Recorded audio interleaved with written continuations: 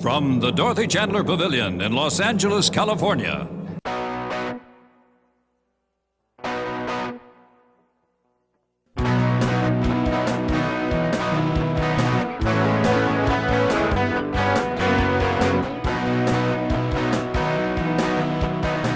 Battle of the Network shows.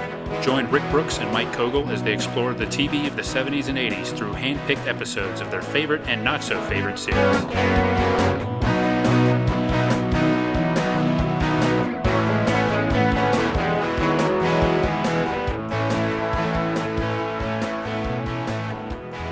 Welcome to Battle of the Network shows, and today we have something extra special as a wrap-up for Season 1. It's award season, and also some of you might have requested actual battling between our shows, which we haven't really done.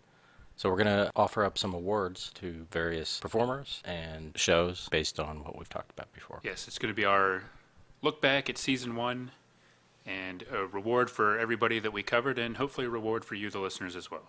That's right. You can feel free to play along at home. So these are the first semi-annual Batty Awards, or the Batties. Yes, these awards were chosen by ourselves unscientifically.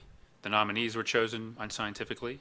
Yep. But we just happened to have every episode that we did as represented in these awards and in these nominees. So if you have a particular favorite of this stuff that we talked about this season, it'll come up sooner or later at some point during the Batty. And we're going to have a couple sort of ground rules for how we present this.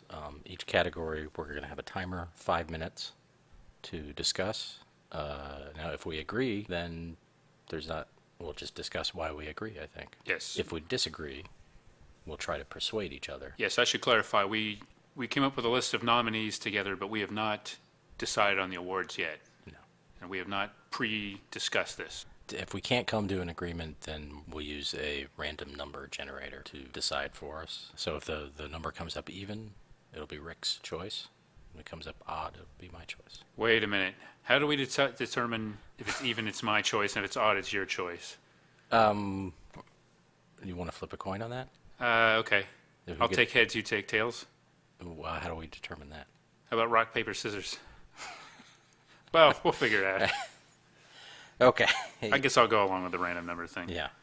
Afterwards, I think we're going to just have a little update on what's going on with Season 2. So let's get into it. Unfortunately, we don't have a big musical number. No, we don't. We'll have to all imagine that, I think. Yeah, maybe. All right, so we'll do a song and dance. Yeah. By some of our former stars.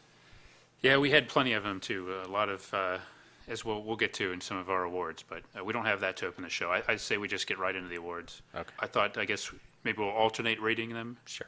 And one of us will read the category and the nominees, and then the other person, the non-reader of the category, can give their choice, and then we'll take it from there. Okay. Sound good? Yep. All right, shall I begin?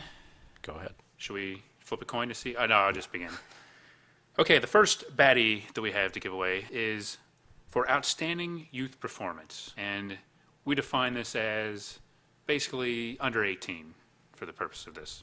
And the nominees in this category are Beanie Williams from The White Shadow, Kim Fields from The Facts of Life, PJ from the Family Circus Christmas Special, and Brandon Cruz from The Incredible Hulk. Mike, who... The timer has started. Okay, the timer started. Who would you give the baddie to for outstanding performance by a Ute? I gave it to Kim Fields from The Facts of Life through the emotional range she showed in Tootie's desperate need for Jermaine Jackson's love. Yes, it was palpable. Yeah, wasn't it? It was. She was excited. Yeah. And angry. And sad. And also briefly scary when she burst into the room. Yeah. Or scary too, or the whole scene was scary. I don't know that she was that scary. She definitely created many moments in that episode. Yeah, a notch up from the usual Tootie performance, I think. You think so? You think she elevated a little bit? Yeah, I don't think she got that much. She didn't always get that much to work with it. That's a good point. She was able to do like hysterics, really. Yeah. That she didn't normally do. Right. She definitely left an impression. Yeah. She left an impression on Mrs. Garrett. We know that. Certainly. She alarmed everybody really in the cast, or all the other characters. So it was definitely a memorable performance. Yeah. Not the one that I chose, though. My choice was PJ from the Family Circus Christmas special. I guess all of them were outstanding performances in this category, I should say. But PJ stood out a little bit more for me. I mean, you kind of don't want to grade on a curve, but the fact is he's a toddler, and he was able to convey so much with so little. Not only so little in the sense of dialogue, because he didn't talk, but, the relatively limited animation and rudimentary character design of the Family Circus, yet with his little, baby buzz cut and his lovable giggle, he captured my heart in that episode. And I particularly think back of that memorable scene where they, were speculating on whether Santa Claus took the cookies, and it turned out that PJ was eating them, and he was sitting there kind of like, just had this huge grin on his face, was sitting there enjoying the cookie and having a good laugh on everybody. So PJ was my first choice. But you make a good case for Kim Fields as Tootie in The Facts of Life as well. I guess my initial reaction, she definitely would have been my runner-up. My initial reaction was that it wasn't that much different than a normal Tootie performance. But I may have misjudged her a little bit. Well, let me say about PJ first. That certainly wonderful performance. His pantomime antics were part of the charm of that special. Although I might have chosen Jeffy as a nominee from that, since he was the heart of that show. PJ did, he cried too, at the Santa Mall. He did. Yeah. He did. I mean, one could argue that, I don't want to make your case for you. Right. But in the Tootie episode, Tootie was definitely the star of that episode. Yeah. Whereas, you could definitely say that PJ wasn't even the star of his own special. I happen to think maybe he stole it. Right. But yeah, definitely the other kids had more focus in that one. Whereas that Star-Crossed, I think was the name of it, right? Yeah, that episode was all about Tootie. There's no doubt about that. Tootie and Mrs. Garrett to a lesser extent, and of course Jermaine Jackson. But how would Jermaine Jackson's performance have worked without Tootie to play off of? That's the question. Yeah. Yet on the other hand, PJ's just so cute. He's just so darned adorable. Yeah. It's really kind of cruel and heartless to vote against him, you might say. Well, he is a baby. That would be mean. Yeah. But they're all children. In this category? In the category, yeah. Well, let me touch briefly. Beanie Williams was the younger brother of Curtis. Yes, who was shot in the White Shadow episode, and Spoiler.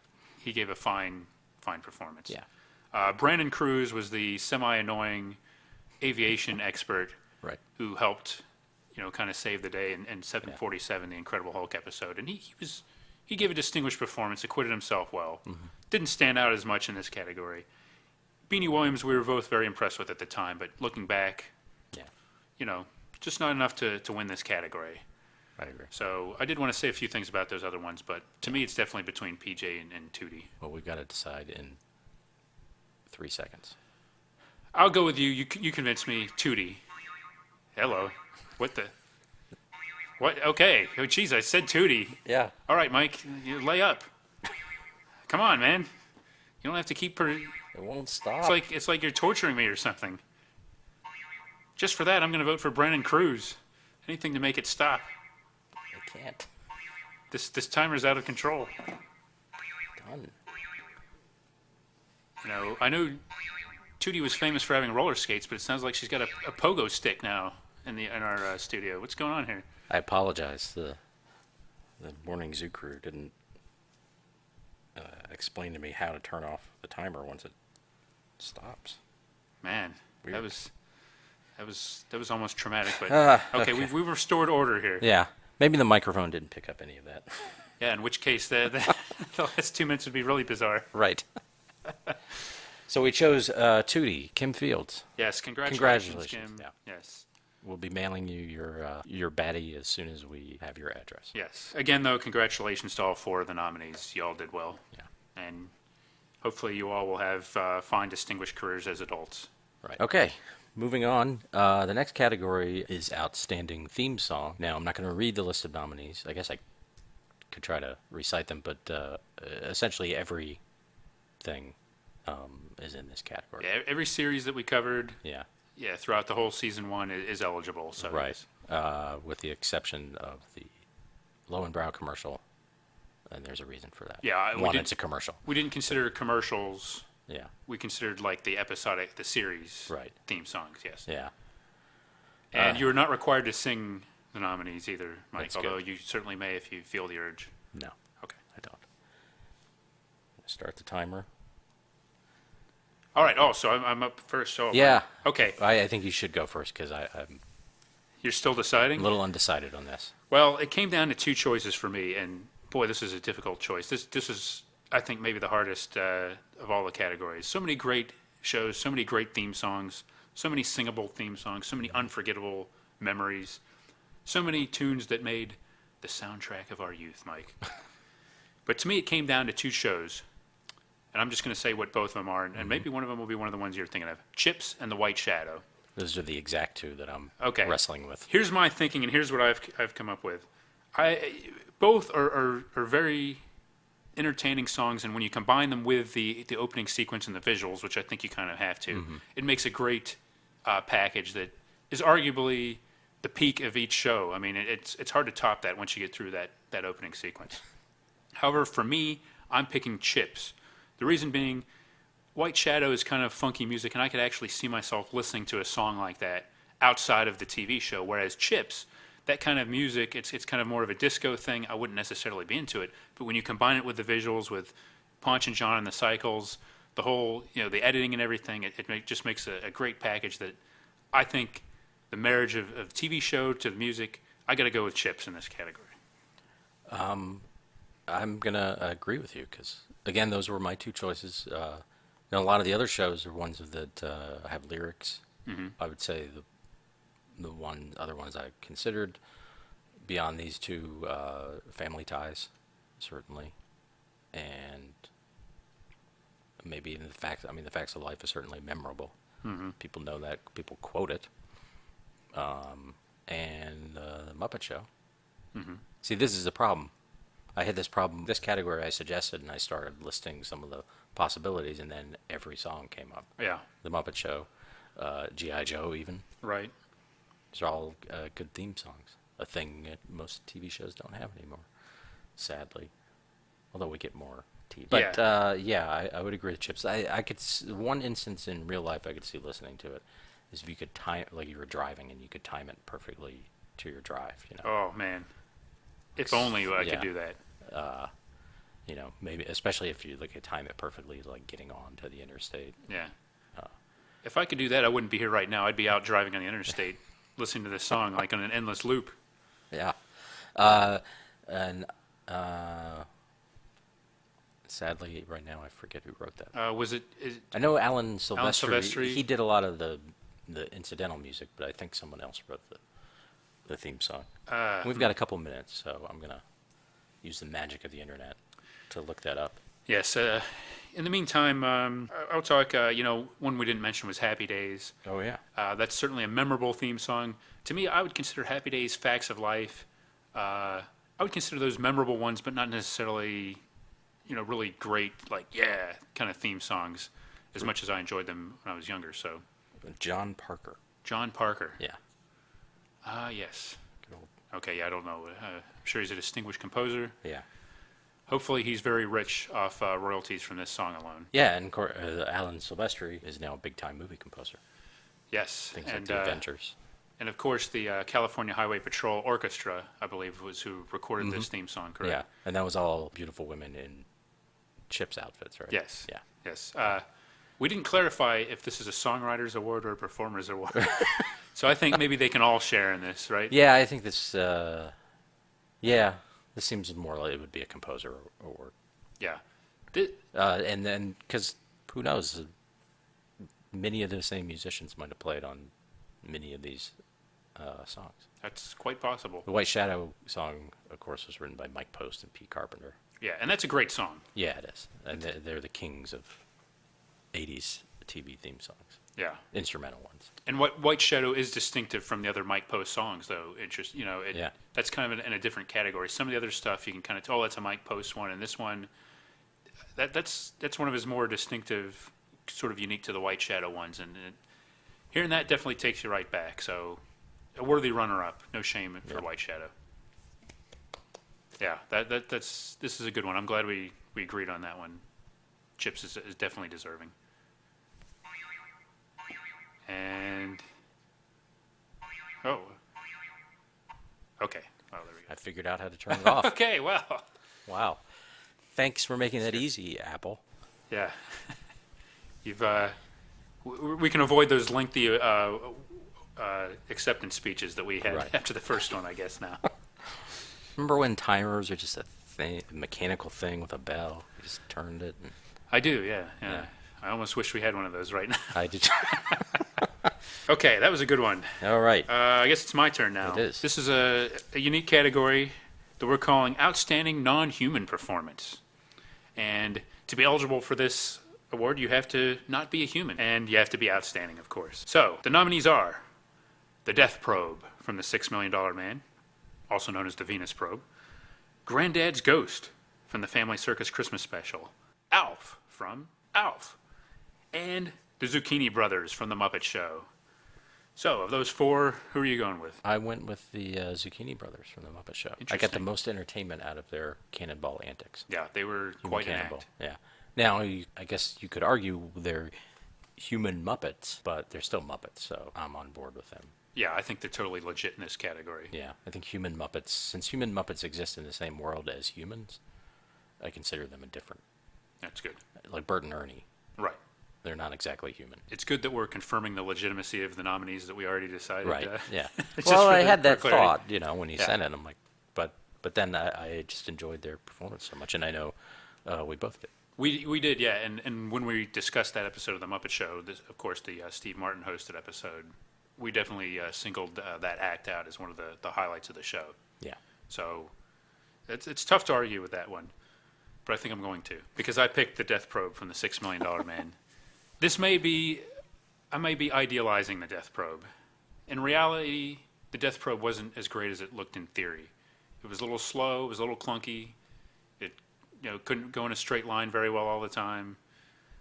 However, there's something about that Death Probe that was just really, really appealing to me. It was menacing and had a cool name. It had, the aura and intrigue of being Russian-made. It was associated with Venus.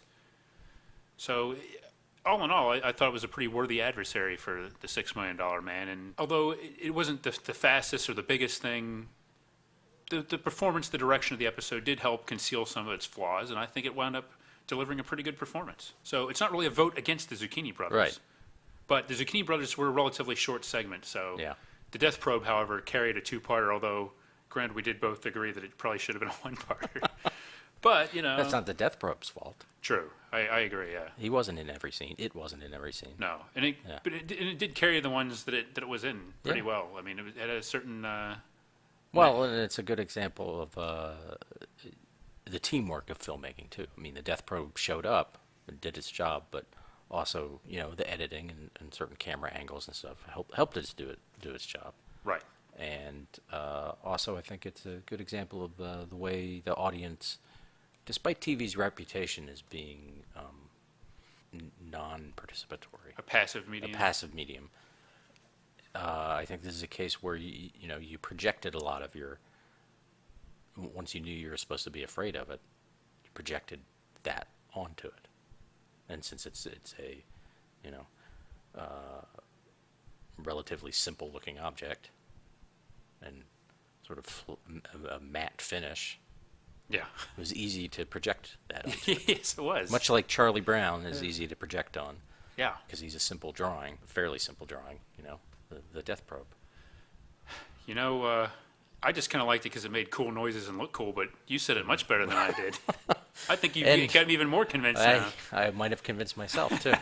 And isn't it a projection of 1970s fears of Soviet dominance? I believe it is.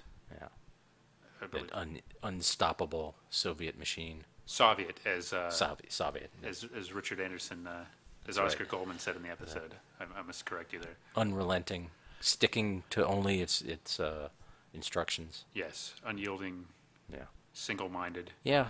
You know what? Well, I think I've convinced me yeah.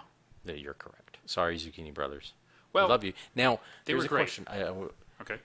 Do you think if Steve Austin had access to the Zucchini Brothers, he could have used them to stop the Death Probe? Interesting. Maybe he could have launched one into the sweet spot of the Right. Like that hole where the grappling hook was. If you launched one in there, it could like put a targeted explosive or something like that. Yeah. And maybe it wouldn't have succeeded because it was the Zucchini Brothers, and they seem to have some issues. Would have been worth the shot, though. Yeah. I would like to have seen Steve Austin drawing that one up on a chalkboard like he did his other plan. Okay, we take these Muppets here. I'm going to launch them out of a cannon. One's going to hold a grappling hook. I think you're onto something there. Oh. I think if you... The Zucchini Brothers were great, but Yeah. I don't know if... This might not be one fair way, but I don't know if you could watch a whole hour of the Zucchini Brothers, even a whole half-hour episode of the Zucchini Brothers. They were better in smaller doses, I think. They were great, though. Yeah. We'll have to send the Death Probes award to its closest relative, because, of course, the Death Probe didn't make it out of that episode alive. And its closest relative, I believe, is a garbage disposal somewhere in central Michigan, correct? Yeah. Okay. Yeah. We'll work on that. Okay. All right, so what's up? Next, another musical category. And this is part of the reason the Lowenbrow wasn't in the theme song.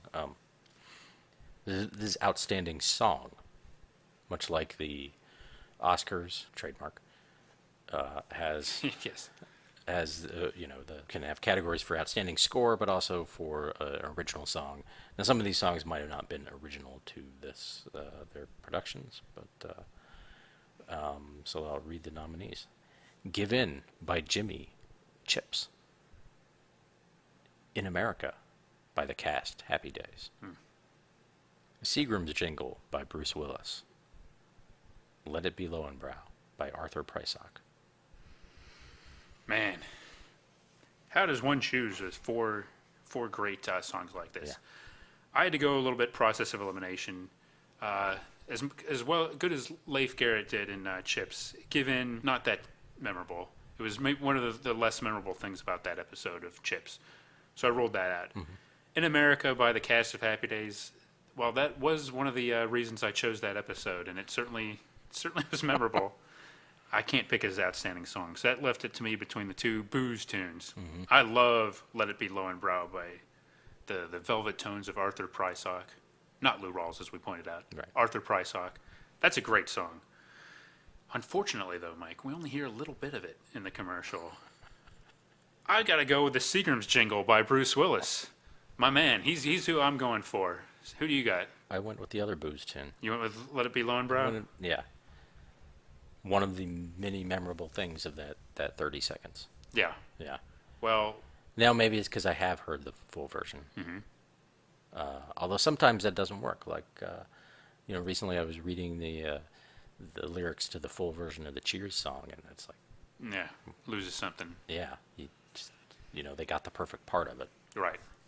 You don't need the rest of that or a saxophone solo. No, you don't.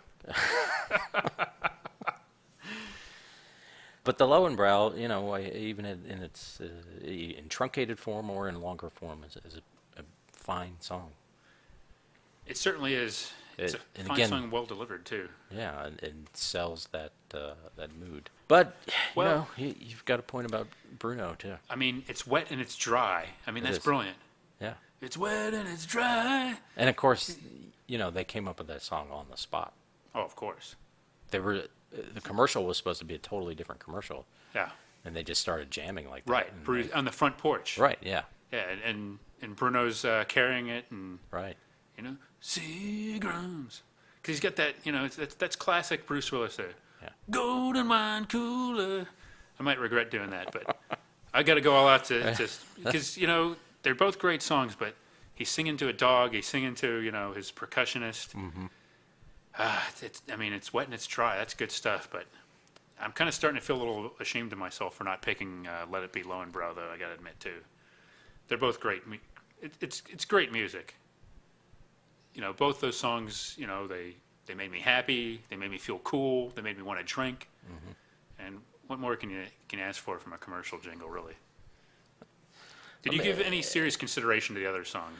Maybe In America a little bit, just because I thought you might sing that again.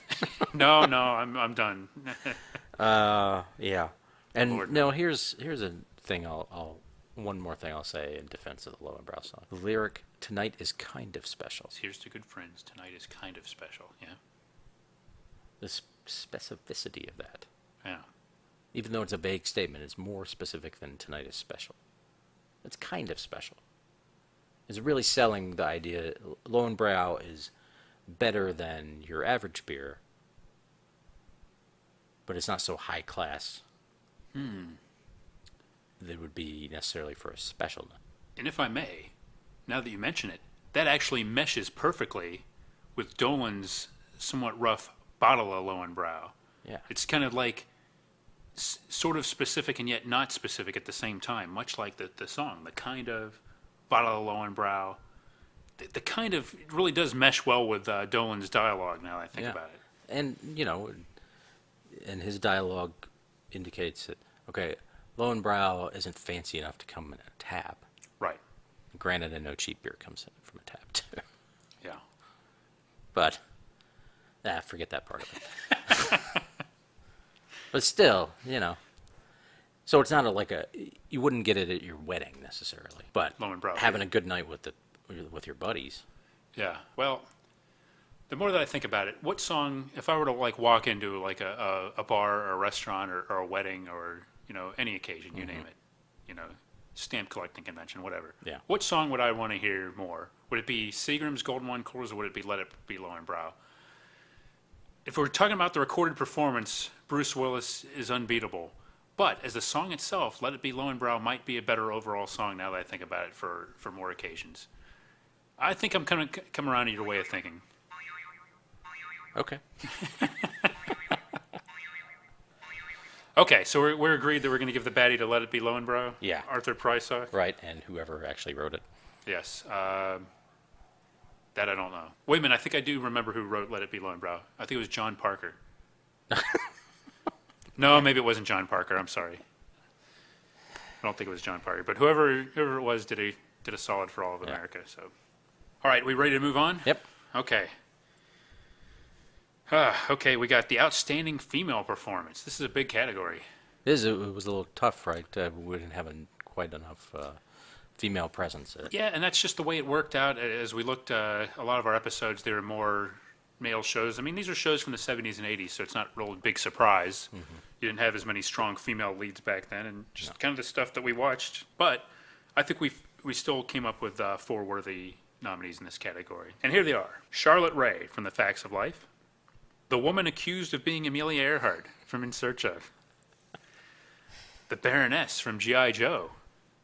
And Jane Morrow as Irina from the $6 Million Man Death Probe episode. Okay, I'm going to, like you did last time, do a little bit of a process of elimination here. Sure. Nothing against Irina, but she didn't bring a ton to that episode. I think there was a little bit of the... She brought some wistfulness out of Steve Austin. Yes, she did. And she had to deal with that Russian guy. Who played that guy? Nehemiah Persod. Right, yeah. The woman accused of being Amelia Earhart, even her inclusion, that implies something. Wait a minute, what? I happen to believe this woman is not Amelia Earhart. And therefore, she wasn't putting on a performance. She definitely was angry that people were accusing her of being Amelia Earhart in her dotage. Excellent not point. leaving her to Leisure World. Okay, I won't interrupt you. I could respond to that, but please, don't interrupt. So that came down to Charlotte Rae from The Facts of Life as Mrs. Garrett, and the Baroness from G.I. Joe. The Baroness did a fine job in her alter ego, not just her usual, evil performance, but had us thinking she was not just a man, but a short, nerdy, out of shape man with bad facial hair. Correct. But ultimately, I had to go with the iconic role of Mrs. Garrett. Mm-hmm. So, yeah. Specifically in the 2D episode where, she had some dramatic work to do. I was hoping you wouldn't bring that part up. That's good. Remembering the scary days of Beatles fans. Yeah. It was total pandemonium. Yeah. What Tootie did wasn't just throwing a fit. It scared her. She's seen there's films of that day, of that era. That's right. It reminded. She got that faraway look. Mm-hmm. In addition to her adding a little bit of music to practically every other line of dialogue in the episode. That's right.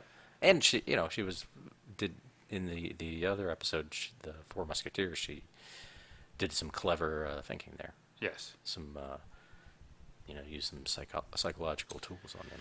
True, and just her, you'll work it out, and of course, her incomparable line reading of that famous destination, the Pussycat Lounge. Yeah. Well, if I may, Irina Jane Morrow, she was fine, but she's just happy to be nominated, in my opinion. The woman accused of being Amelia Earhart, I mean, even if what she's saying is true, she still did a remarkable job of convincing you of it, which is in itself a pretty good talent. I didn't pick her, though, because we saw so little of her. I really would like to see more of that woman, wherever she is. But I personally picked the Baroness from G.I. Joe. I mean, she had the sultry villain that we love to hate. But more importantly, for half the episode, she had me totally fooled. Me, a seasoned cartoon watcher. Someone, I'm not, the most naive gent in the world. But I had the wool totally pulled over my eyes. I was flim-flam by the Baroness. She had me going the whole way there with that. So much so that I was let down in the episode. It drastically changed the episode when she became the Baroness. She was still good at the Baroness, but I was still reeling from how good she was as Arnold. That it really, I couldn't recover in the rest of the episode. And I don't. It's a little bit of a knock on the episode, but I think really it's testament to how good she was in that dual role, a rare dual role, I might say. But was it rare? I think she wore disguises a lot. Well, all I'm going by is if it was in the TV guide, it would have called it a rare dual role. Mm-hmm. But they wouldn't have told us because it would have spoiled it. That's a good point. So it wouldn't have been in the TV guide. No.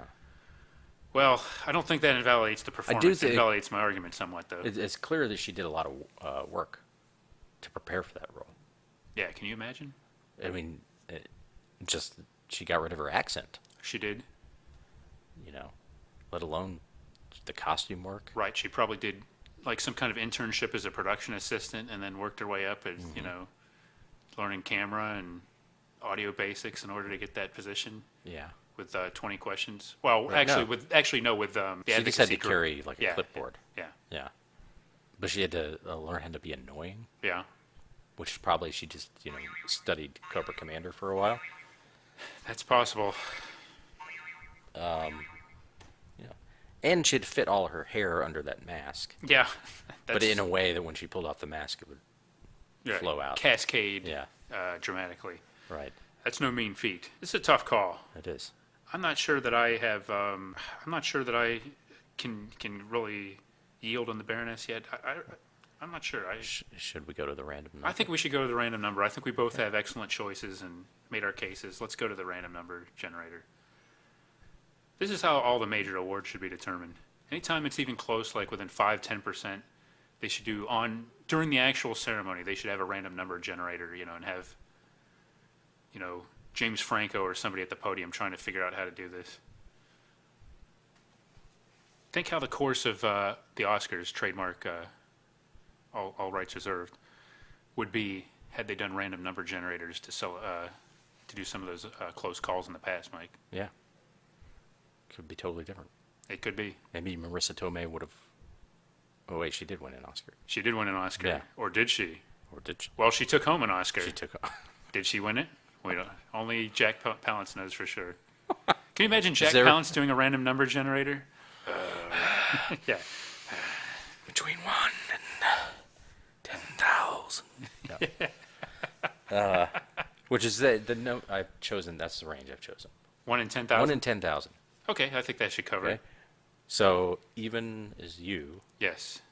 Odd is you. Odd is you. Okay.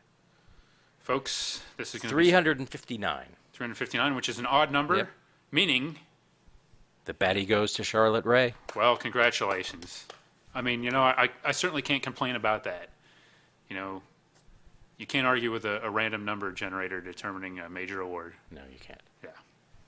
It's science. Right. Okay, congratulations, Mrs. G. Well, we'll see what happens in this next category. It's another tough one. Yeah. I've lost track of.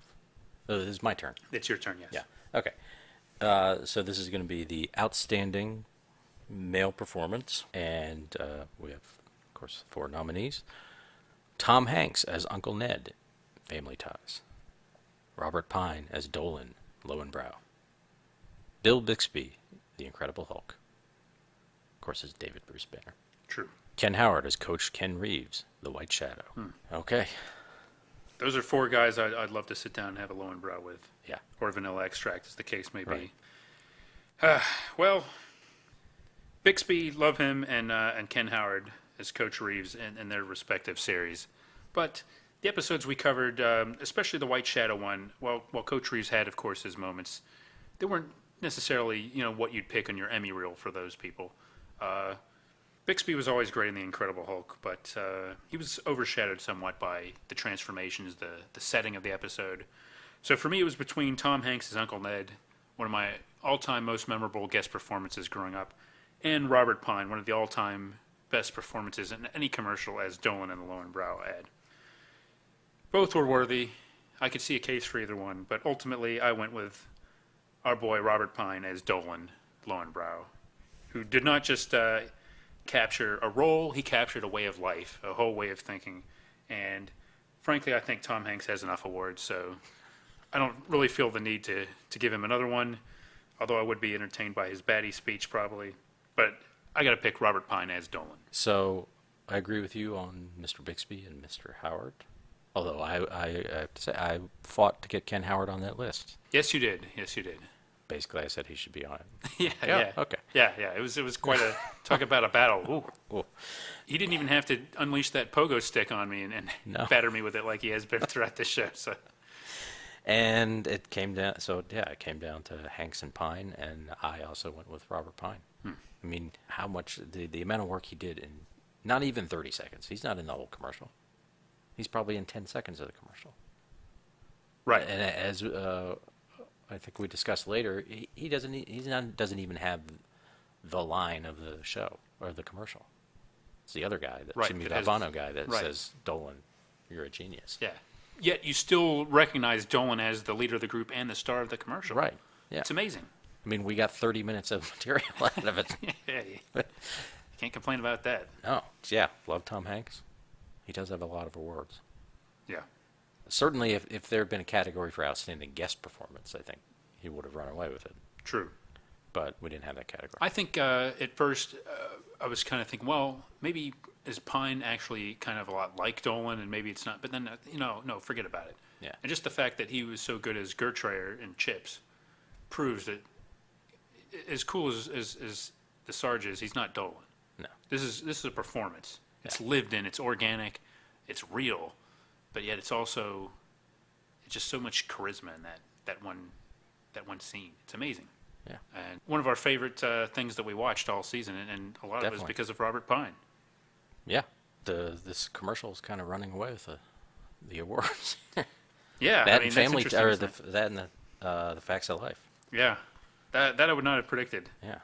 I want to mention real quick, actually, since we both agree on Dolan, that a friend of mine, big fan of the show, I won't name him, but he's mentioned that he sent me a very perceptive comment on Facebook about this, talking about how the Lowenbrow ad really captured the certain aesthetic, is how he put it, of that time period. Like, and he mentioned, just as far as like the decor of the bar, the guys living together, and he mentioned like print magazine advertising, Right. which we didn't really get into during the show. But I thought that was a very perceptive comment, and just another good argument as to how great that commercial was and how cool it is to sit back and look at it today.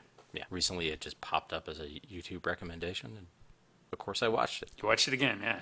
Did I need to? Well, yeah, I did need to. you needed to probably, yeah.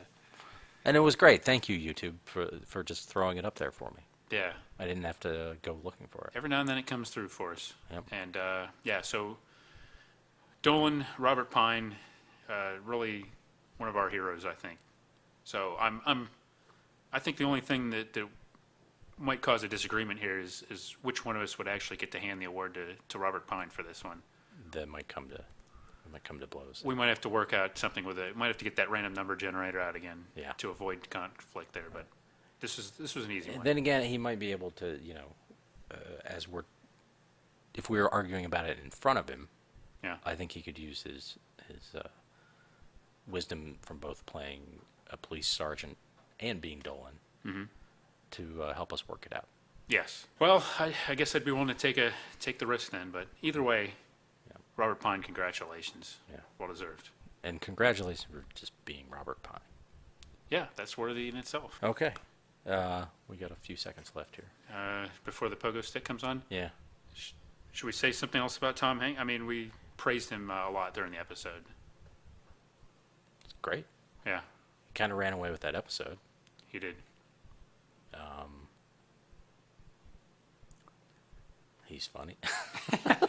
Yeah, maybe I do have a little bit of I Tom hear Hanks he, fatigue. he collects typewriters, Yeah, that's true. He does. Yeah. He likes the space program. right? Yeah. Likes World War II. Yep. Likes the Dave Clark 5. Right. Okay. All right, let's move along. Interestingly, Oh, David sorry. Clark 5 did not. I listened to his Desert Island music choice. Dave Clark 5 Did not make it. did not make it. Maybe he considers them more of a singles band or something like that. Or Well, is that? no, you're choosing single songs. So Oh, it is. Okay. this is what you would want to have with you on Desert Island. Oh, wow. Okay. All right. We'll have to ask Tom Hanks about that if we ever have him on the show. Okay. Who's up now for the next category? That's you. Okay. For this one, we have outstanding facial hair or mustache. And I think we've got 4 pretty good nominees in this category as well. And they are Shipwreck from G.I. Joe, Steve Austin from The $6 Million Man, Jim Brown from Chips, and Hector Ramirez from G.I. Joe. Tough call, but who you got? So Shipwreck and Jim Brown, I kind of eliminated them early. Shipwreck, I even questioned whether his beard is Navy regulation. But there's a lot of Good facial point. hair in G.I. Joe that I don't think is really would cut the mustard in the military. They must have some kind of special exemption. Then again, some of their outfits wouldn't cut the mustard. That's for sure. And Jim Brown, well, it was Jim Brown's mustache. It's cool. I don't know that his character would have been any different without the mustache. That's a good point. Maybe slightly less cool, Yeah. but I think you're essentially correct, yes. Right. So it came down to Steve Austin, and we obviously spent a lot of time talking about his mustache. And if you go to our website, we even dug up our crack research team dug up the actual plans to the bionic mustache, Yeah. confirming our suspicions. That was impressive, if I do say so on our behalf. Yeah. And then Hector Ramirez. And I went with Hector Ramirez. Interesting. Because I can imagine, that I can just imagine the amount of work he puts into his mustache. Even though we're only seeing it in animated form, I think he uses the finest products. Yeah. He probably has a comb for it. He might even wax it. It's hard to tell. I mean, it's not twisty. No, it was very well put together. Yeah. Uh, But I think, I think despite being a TV personality, he does his own mustache work. you think so? Yeah, the hair he might let the hair people do the hair, Right. but the mustache is hands off. Yeah. And if he decided to say become a vigilante, like a rapier wielding Yeah. vigilante, he's already got the mustache. That is true. Yeah. And, other than his perhaps inspiration, you don't see a lot of mustaches in the TV news world. It's kind of a bold choice. It is. Maybe back then you saw more, but not a ton. Yeah, by the mid '80s, probably not as much. I mean, Peter Brinkley looked like he had a mustache, but I don't think he did. Peter Brinkley Or David Brinkley. Yeah. I was getting him. David Brinkley. Yeah. David Brinkley, yeah. Yeah, I think he kind of went off and on. Yeah. Very hard to tell. Yeah. See with I went with Hector. Hector Ramirez. Yeah. I agree with your thinking as far as eliminating Shipwreck and Jim Brown. Came down between Steve Austin and Hector Ramirez to me, but I actually picked Steve Austin. If we were picking the character, Hector Ramirez is one of my favorite characters. Mm-hmm. Just purely as a mustache, though, I mean, the fact that it's a bionic mustache, I mean, that carries a lot of weight with me. The fact that, that you and our team, of course, spearheaded by you, Right. you underwent all that research and those revelations were so amazing at the time, I remember. That made a big impression on me. It's no ordinary mustache. Not that Hector Ramirez's mustache is ordinary. It's certainly not. It's a big part of his persona. It's a big part of his image. It's let's face it, it's a huge part of why 20 Questions was such a popular news magazine show. But Steve Austin had a bionic mustache, man. I mean, Hector Ramirez, as great as he was, his mustache would probably be powerless against the death probe. Whereas Steve Austin's mustache, it may not have specifically, went after the death probe in that particular episode, but I'd like to think that there was a reserve plan Steve Austin had that would have somehow drawn in that bionic mustache if his other plans had ultimately failed. It's a tough call, though. It's a really tough call. Now, you could argue, this is a hypothetical argument, I don't necessarily agree with it, that because it's a bionic mustache is less impressive because it's not real. Ooh, that's... Well, now wasn't it... here's the thing, though, and I can't remember. Yeah. Was the mustache totally fake, or was it a real mustache augmented bionically? I'm not sure. Right, much like his so, I think that was unclear from what we found. You make a good point, but it's up for debate, is what I'm saying. Right. So it definitely had bionic augmenting to allow it to grow more. Right. So if he wanted to change the shape of it, he could have. Yeah. With a lot less work than your average person. True. A lot less than Hector Ramirez put into his, for better or worse. Yeah. So certainly a purist would maybe frown upon that. But given the thinness of the way it's presented in the show, I would say we're probably not getting the bionic enhancement in that area. You make some good points. I will say this: if we were judging it, to me, I'm not looking at it as a mustache competition per se. Mm-hmm. In that case, Hector Ramirez might win that contest. But I'm looking at the mustache as a performer in its episode, and for that, I believe Steve Austin's mustache just did a little bit more than Hector Ramirez's. So it may not be eligible to win a pure mustache contest, but in this case, I'm going with the bionic one. I think you've actually convinced me. And I love the bionic mustache, so how could I go against it? It was very tough, and I had a little asterisk next to it because I was unsure. Well, it's certainly worthy competition. I can't blame you for considering Hector Ramirez. I fully expect Hector Ramirez in 20 Questions to launch an investigation into us and the fairness of what we did. And possibly even, maybe they can get into the bionic mustache more. Yes. I think maybe some of the documents we found were from an investigation he had tried to do. And he had met, a lot of obstacles back then. Yeah, there was some word leaked out about that, I remember. Yeah, but it's his white whale. Yeah. Really proving the bionic mustache and trying to take it down. Well, now we've got him more incentive to do that. So, That's Hector, right. wherever you are, feel free to have at it. Take it from here, and maybe we'll revisit this at some point. But both guys had great mustaches. That's right. All right. Well, I believe you're up next for the remaining for the next category. This is outstanding performance as oneself. So playing oneself, or in the case of one of them, just hosting a show. Okay. So the nominees are Leonard Nimoy, In Search of, Ed McMahon, Chips, Steve Martin, The Muppet Show, Jermaine Jackson, The Facts of Life. Okay, so this is an interesting category.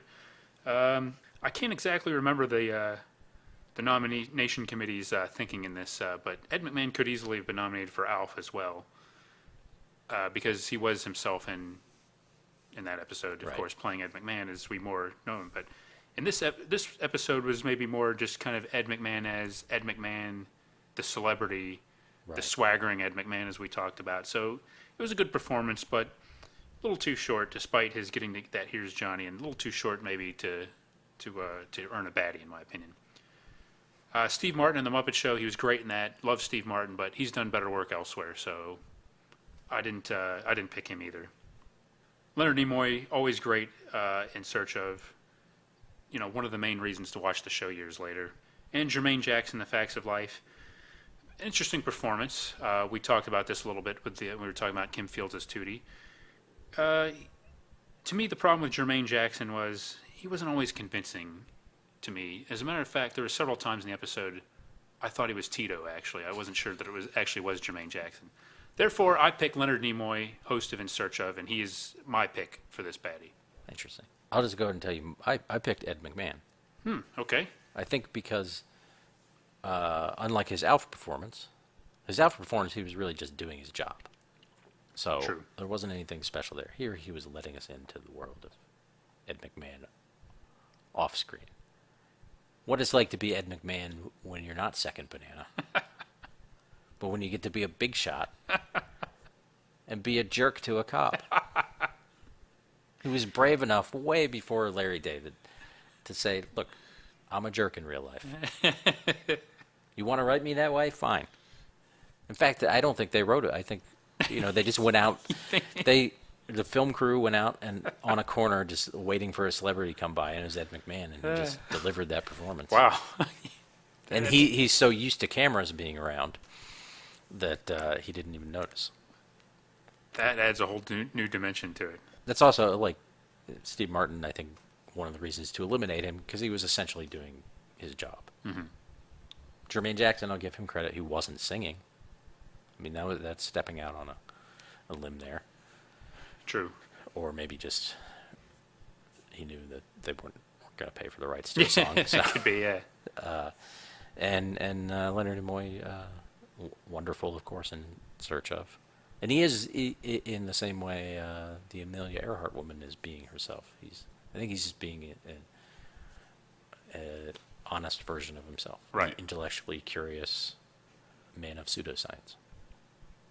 Well, we didn't pick a specific episode of In Search Of, or the nomination committee didn't specify it, but to me, where he really shined was in the Loch Ness Monster episode. Mm-hmm. The Amelia Earhart was a little bit more straightforward, but in the In Search Of episode, he told us that basically that they didn't conclude that there was a Loch Ness Monster, but they didn't conclude that there wasn't not ever a Loch Ness Monster at any time either. Right. And the way he said that really sold me on the fact that there might possibly at some point be some shred of evidence gathered by their cameras somewhere at some point that might possibly indicate a small sliver of possibility that a Loch Ness Monster actually exists, or existed at one time, maybe. I mean, you've got a point there that I think his convincing you of that is one of the reasons that people kept coming back to the show. Because they thought, this episode, right, they will have answers. Yeah.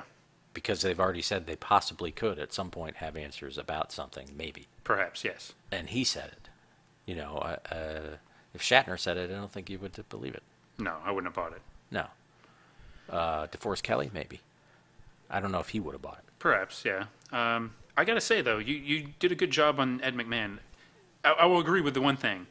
This Nimoy, it's not particularly extraordinary. It's routine Leonard Nimoy performance, as great as that is. Whereas the Ed McMahon was a special event. Maybe I'm getting a little biased here. Maybe it's not fair, but maybe I should lean a little towards Ed McMahon. I don't know. I'll tell you my Leonard Nimoy performance as himself that I liked. Yeah. It's that YouTube clip of you found of him on the Today Show. Yes, that was an interesting one, wasn't it? Yeah, right. Where he brought a suitcase with him. Yeah, that's right. Yeah, he was plugging his Van Gogh thing right at the time. Yes. Right. Yeah. I forget what was in the suitcase. It was like a life mask of Van Gogh or something. Yeah. Well, we'll have to ask Quentin Tarantino what was in that suitcase. I believe it was. He opened it and a blast of glowing light went into Gene Shalit's face and singed his eyebrows. Actually, in fact. Yeah. So that they were normal eyebrows. Yes. Yeah.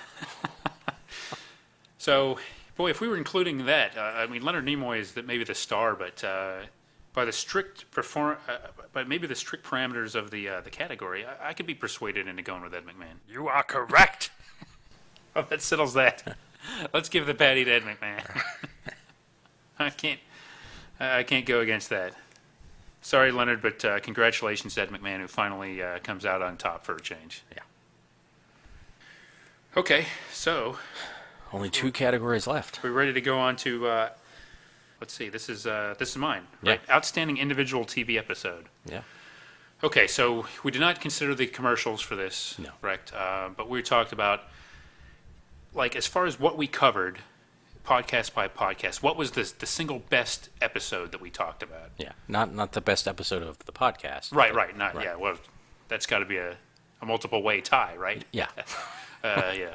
Anyways, so I guess I mean I don't know. Should we read? I mean, there's a lot of ground to cover. Real quickly, we had Alf, White Shadow. Well, you know what? Should we do that now?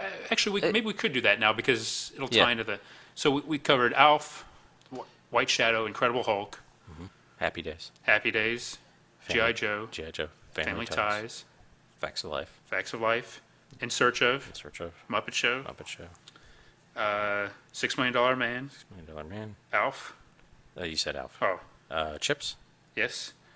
And do we say White Shadow? Yeah. Yeah. And the Christmas, The Christmas. Leprechaun's Christmas Gold and the Family Circus Christmas Special. Yeah. So out of all those, the idea is, what is your favorite individual episode of all of them? This was tough. Yeah, this is a category I'm kind of still on the fence about. All right, why don't you talk us through it a little bit if you want Yeah, to? Or, I have four choices down to the Family Ties, the Uncle Ned, White Shadow, Incredible Hulk, and Chips. Actually, now the Chips one is there, I think, specifically for its being a perfect example of what Chips was all about, and just for its general awesomeness. The Hulk was just another fine dramatic piece of work by the Hulk. White Shadow, I think, obviously was probably the most serious thing we talked about. Definitely a high quality episode there. TV drama has evolved to where it could have done that maybe more subtly than it did, but certainly for its time, it was a fine episode. And long before Game of Thrones, they killed off a character. They had the temerity to do that. yeah. Maybe his contract was up. Maybe there was some other thing, but I think they just did it for the drama of it too. Yeah.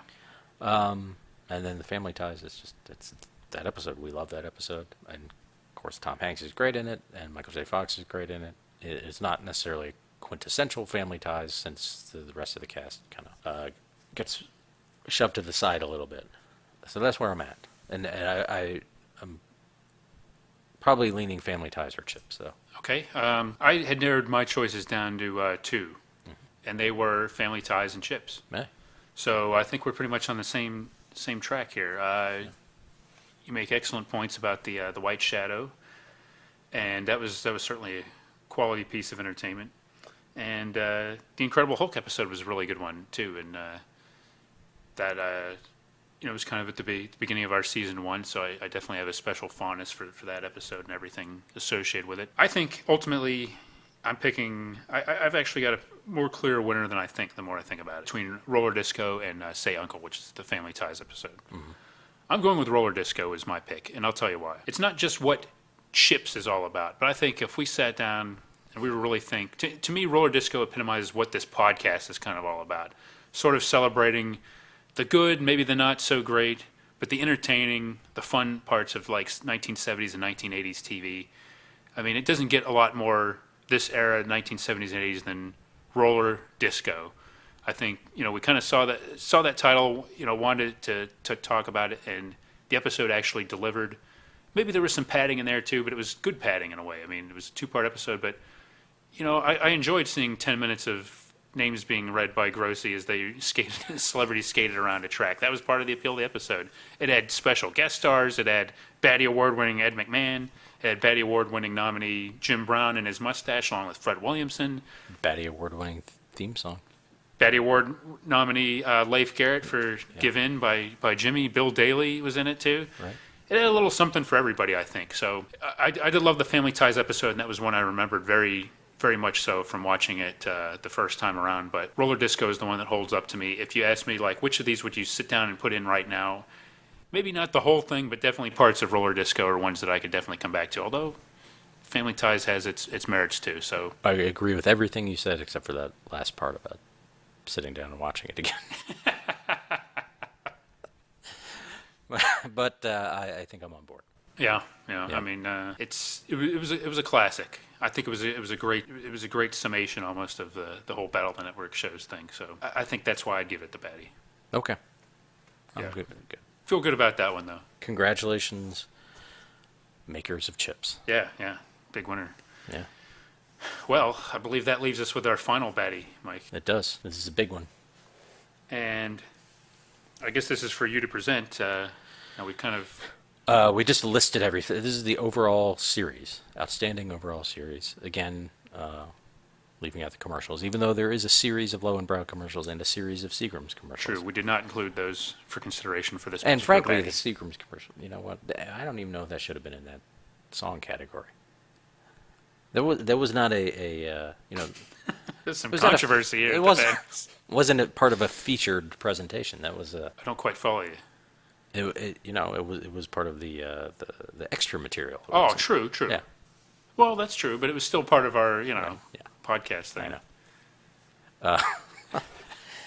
It lost. Easy now with the Hey. Seagram thing. Yeah. Do I have to get Bruce Valanche out here to come write me some insults about you? No. Okay.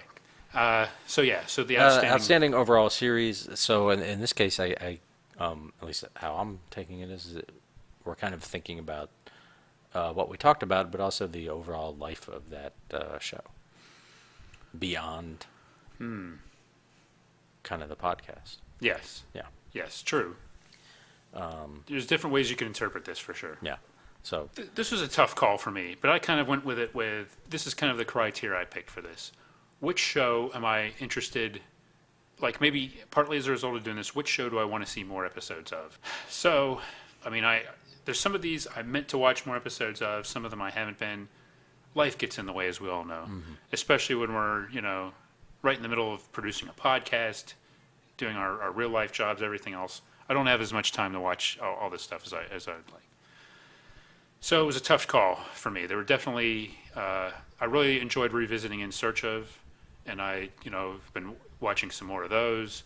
I enjoy the heck out of Chips. I'm watching more of the Chips from that season with Roller Disco. And I've seen, plenty of Family Ties over the years. And $6 Million Man is a series that, as we mentioned at the time, I didn't really watch that a lot when I was on the air, and I definitely like to watch more episodes of that. And, of course, there's The Muppet Show, which is a fine piece of entertainment. That I wish that was on, it's more accessible so that I could see more episodes of that. And The White Shadow.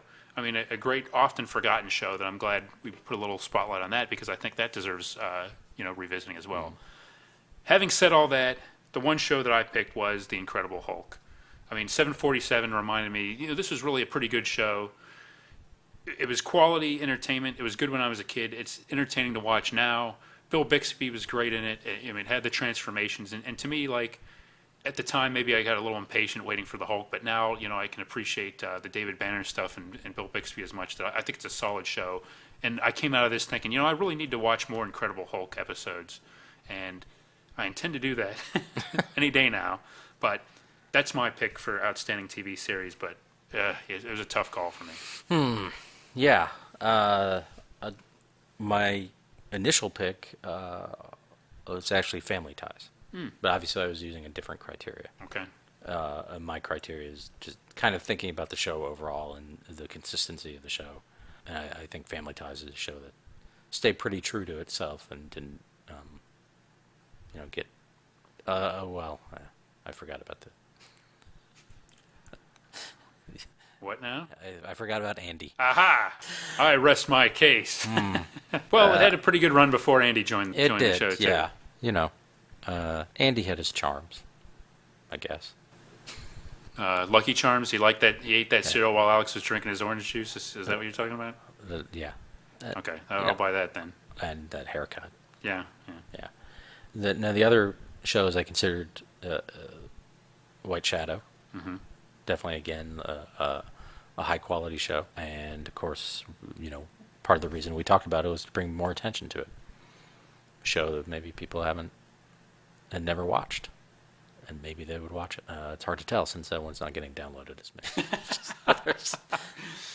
I think it's doing okay, actually. Quick peek behind the curtain. It's doing better than the shows featuring puppets.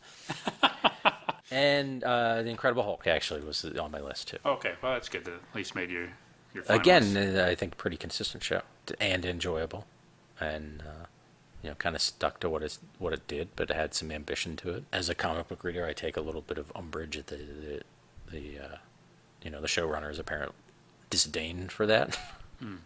Although it doesn't show up in the show, I don't think. I just think him talking about it that way. Yeah, maybe, I gotta, like he had to make something out of a mess. right. This is kind of what Kenneth Johnson. Yeah. He said that, but that he didn't really have a lot of respect for the source material when he Right. worked on the show. So But in a way, I think that helped that show. yeah, Especially if you compare it to most of the other attempts at superhero things around that time. yeah, So, and now taking in the Andy factor, like if talking about the first 4 or 5 seasons of Family Ties, I would probably still vote for that first. But I'm going to agree with you. Well, I will say this, not to be an ungracious quote-unquote winner, but Family Ties for me doesn't hold up as much as I thought it would. Like, I've seen it a lot over the years, and maybe just because I saw it as a kid, but some of the humor of it, what they did with the Teeny Others characters, Yeah. it just, to me, it just as a good show. It's enjoyable performances of it, and Michael J. Fox is good, but the overall show just doesn't hold up as well. Whereas the Hulk, I've watched it, when it was on our TV, even before this, and over the years when I watched it, I'm surprised how well it holds up. So that's kind of where I'm coming from. All right. And that brings us to the end of the first ever Baddies. Yeah, wow. So the big winners were, Incredible Hulk is, interestingly, Incredible Hulk is the overall winner despite being shut out of the other categories. Yeah. And some of those multi-category winners didn't even get to show up in a discussion there. Yeah, that is interesting too. Let's just remind people of the winners, even though you just heard them all, to hear them all together. Yes, all come out and take a bow together. Yes. Outstanding youth performance, Kim Fields from The Facts of Life. Outstanding theme song, Chips. Outstanding non-human performance, The Death Probe from The $6 Million Man. Outstanding song, Let It Be Lowenbrow by Arthur Prysock. Yes. Outstanding female performance, decided by the random number generator, Charlotte Rae from The Facts of Life. Outstanding male performance, Robert Pine as Dolan. Outstanding facial hair, mustache, Steve Austin, The $6 Million Man. Outstanding performance as oneself, Ed McMahon from Chips. Outstanding individual TV episode, Roller Disco Parts 1 and 2, Chips. And outstanding overall series, The Incredible Hulk. What an assemblage of talent and artwork all in one spot. Yeah. It's beautiful. It makes me a little bit emotional. I'd like to say, though, I think if anybody agrees, disagrees, or would like to give feedback on the selections, I think we'd love to hear what our listeners thought about the baddies and That's right. our and, choices. Season 2, we might try to find a way for listeners to vote. Yeah, I would definitely encourage people be thinking about this kind of thing as we go through season 2, and hopefully we'll get a chance to solicit your feedback and get you guys involved in the process for the season 2 baddies. Yeah. Because the baddies aren't just about us. They're not even just about the performers. They're about you, too, Exactly. the audience. Well said. This episode brought to you by the Oscars. The Felixes hate us, but the Oscars love us. This episode also brought to you by the Hollywood Foreign Press Association, covering the Hollywood Foreign Press Association since 2002. This episode also brought to you by Mortimer's Moustache Combs.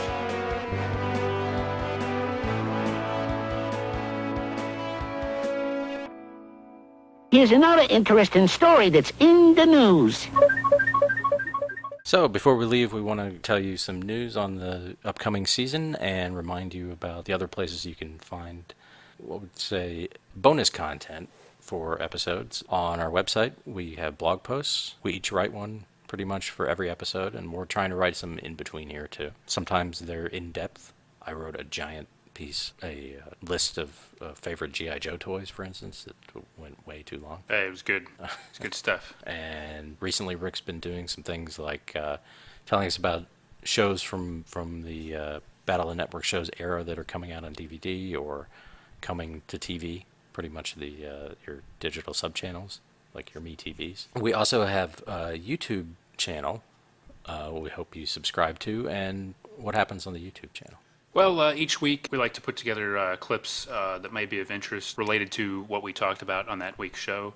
Sometimes, if we're lucky enough, we'll put in the whole episode if that's available on YouTube, or the whole commercial or whatever. But a lot of times it'll be extra content with the stars. We've put music videos, we've put commercials, we put promos, episode promos. Love putting those on.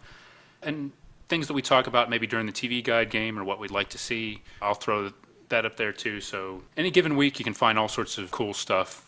Some surprises and maybe some stuff you'd hope to find, but it's all there in the YouTube playlist each week, and we like to post that along with the show notes the day after we post the show. So they both go live the day after the episode goes live. Yeah, and also recently we added an Instagram account, and while some of our things have cross-promotional elements to it, like you could just look at the website or just look at the Facebook page maybe, or the Twitter, especially if you're looking for a new episode posting or something. The Instagram is a little more random, but been doing some fun things there, so check that out. That's at Battle of the Network Shows, and mostly I'm also having fun just coming up with weird hashtags.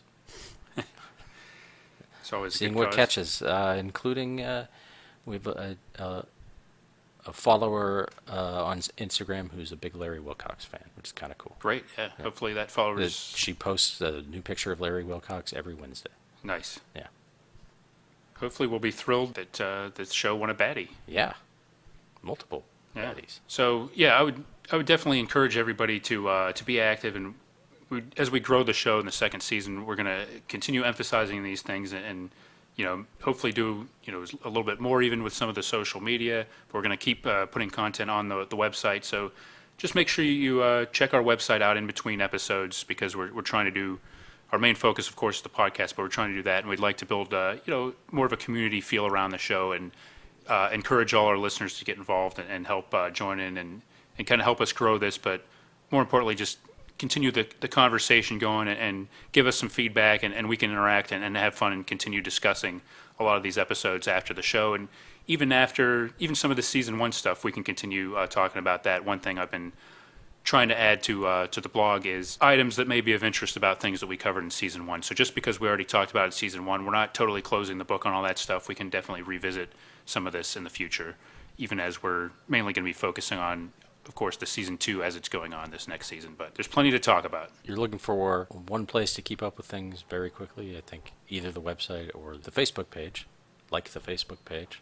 We haven't really added more there other than when these things post, but maybe we could start doing that in the future, or start a group or something if I people think get more involved. The Facebook is probably like the quickest place to find out when stuff has been added, and that's mainly what we've been using it for. But yeah, that might be a good place to kind of help us, that we can all work together to kind of build that community and kind of get things going there. Yeah.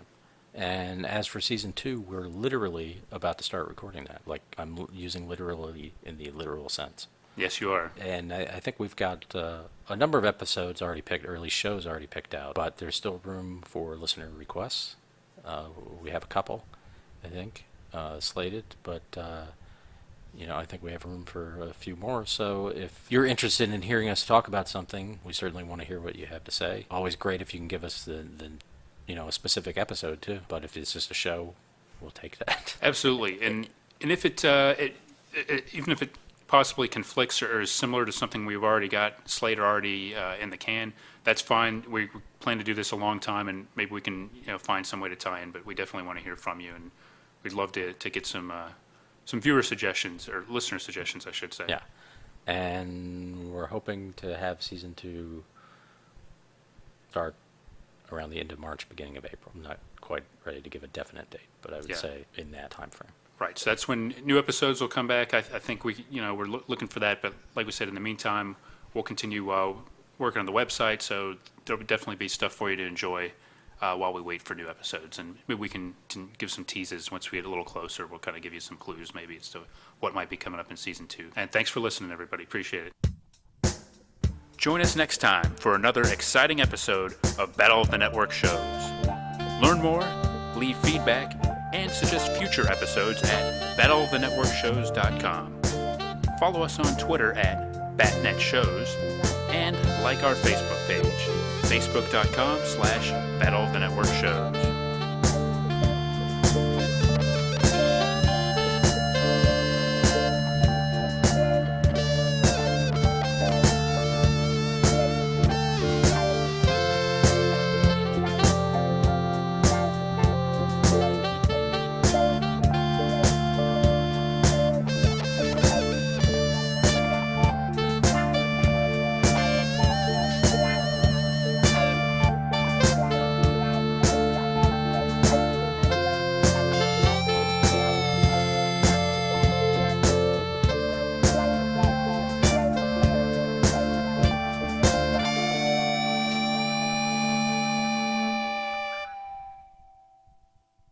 I'll go with you. You convinced me. Tootie.